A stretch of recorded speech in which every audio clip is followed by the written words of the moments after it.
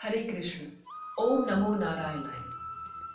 क्या कभी आपके साथ जिंदगी में ऐसा हुआ है कि आपको रियलाइज हुआ कि आपने सिर्फ गलत का साथ दिया, रिश्तों में उलझकर, कुछ सामाजिक चीजों में उलझकर आप सिर्फ गलत के रास्ते पर चले और अब एक ऐसा मोड़ आ गया है कि आप ना आगे जा सकते हैं ना पीछे जा सकते हैं, आपको फैसला लेना होगा।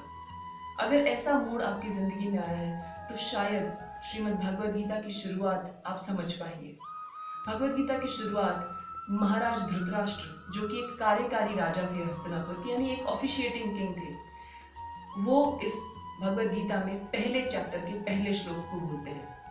क्या आप जानते हैं कि महाराज धृतराष्ट्र पुत्र मोह में अंधे होकर अपने भाई से, अपने भाई के बच्चों से और न जाने किस किस से द्वेष रखकर बैठे थे। यहाँ तक कि धृतराष्ट्र ने पुत्र मोह में अंधे होकर दुर्योधन की हर गलत बात को माना। गलत बात को मानने के बाद जब और गलत में फंस गए तो अपनी पत्नी गांधारी, जो कि उन्हें हर जगह सही सलाह देती थी, उसकी बात न मानकर और गलत यानी शकुनी की बात मान बैठे।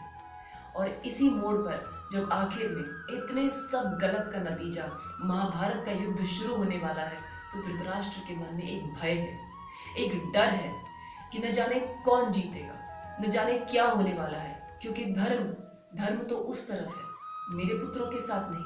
और वो पहला श्लोक बोलते हैं, धर्म क्षेत्रे कुरुक्षेत्रे समवेता युयुत्सवः मामका पांडवश्चैव किम कुर्वत संजय।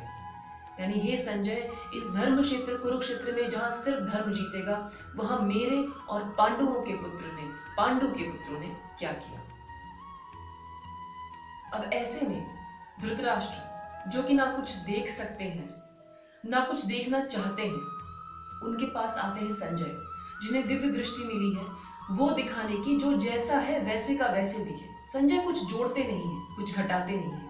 महाभारत के युद्ध में जो भी हो रहा है, जैसा भी हो रहा है, उसको महाराज धृतराष्ट्र को बताते हैं। और संजय कहते हैं कि हे महाराज धृतराष्ट्र, आपका पुत्र दुर्योधन अपने गुरु द्रोण के पास आकर दोनों सेनाओं के मूल्यांकन का काम कर रहा है। यानी ये बता रहा है दुर्योधन कि देखिए उनकी सेना में कितने योद्धा हैं, हमारी सेना में कितने योद्धा हैं, और हर हाल से हम पांडवों से बहुत ऊपर हैं। क्योंकि सबसे पहली बात तो हमारे पास भीष्म पितामह है, दूसरी बात उनकी सेना भी कम है, उनकी सेना, पांडवों के पास सेना भी कम थी, और भीष्म जो है वो कहे जाते थे कि उनको कोई नहीं हरा सकता।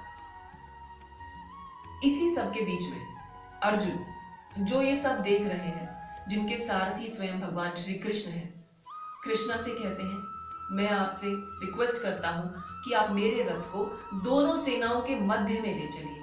मैं देखना चाहता हूं कि वो कौन है जो इस युद्ध के लिए इतने तत्पर खड़े हैं कि भाई आप कृष्ण जो है शांति दूत बनकर जाते हैं, कि आप शांति दूत बनकर गए, हमने इतनी रिक्वेस्ट की लेकिन फिर भी आखिर हमें इस युद्ध के लिए यहाँ खड़े होना पड़ा, तो मैं देखना चाहता हूँ कि वो कौन लोग हैं। अब कृष्ण जो है हंसकर रथ को दोनों सेनाओं के मध्य में ले जाते हैं, क्योंकि वो अर्जुन का मन पढ़ चुके हैं।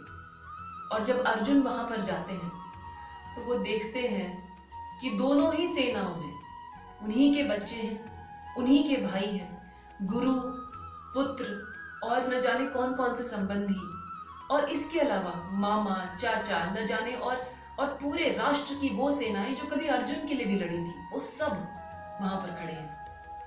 ये सब देखकर अर्जुन का हृदय कांप जाता है और अर्जुन कृष्ण से तब कहते हैं, आप हे कृष्ण, इस प्रकार युद्ध की इच्छा रखने वाले अपने मित्रों और संबंधियों को अपने सामने इस तरह खड़ा देखकर मेरा मुख सूखा जा रहा है और मेरे शरीर के अंग अंग कांप रहे हैं।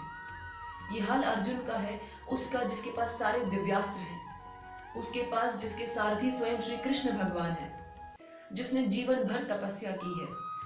और इसीलिए आप जानते हैं श्रीमद् भगवद गीता के पहले चैप्टर यानी पहले अध्याय का नाम क्या है? इसका नाम अर्जुन विषाद योग है। इसका नाम धृतराष्ट्र विषाद योग नहीं है, जो कि पहले श्लोक से शुरुआत करता है कि मेरे पुत्रों के साथ क्या हुआ। नहीं, ये उसके बारे में है जो सच जानता है, सच का साथ देता है, लेकिन फिर भी असमंजस की स्थिति में फंस गया है, जो समझ नहीं पा रहा है कि वो अब क्या करे, जिसकी अंतरात्मा जागृत है। तो इसीलिए श्रीमद् भगवद गीता उसके लिए है जो विध्वंस के बीच में खड़े होकर भी सर्वनाश को रोकना चाहता है, बचाना चाहता है। जब अर्जुन ये सब देखते हैं तो कृष्ण से हाथ जोड़कर कहते हैं कि दुर्योधन भले ही मुझे मार दे, लेकिन मैं ये युद्ध नहीं कर सकता कृष्ण, मैं इस विध्वंस को नहीं कर सकता, मैं अपने बच्चों, अपने सब सगे संबंधियों की लाशों को नहीं देख सकता। और ये बोलकर अर्जुन अपना गांडीव हाथ से नीचे छोड़ देते हैं। कल हम फिर मिलेंगे श्रीमद् भगवद गीता के दूसरे चैप्टर यानी दूसरे अध्याय के साथ, सेकंड चैप्टर के साथ, जो है गीता का सार। जय श्री कृष्ण।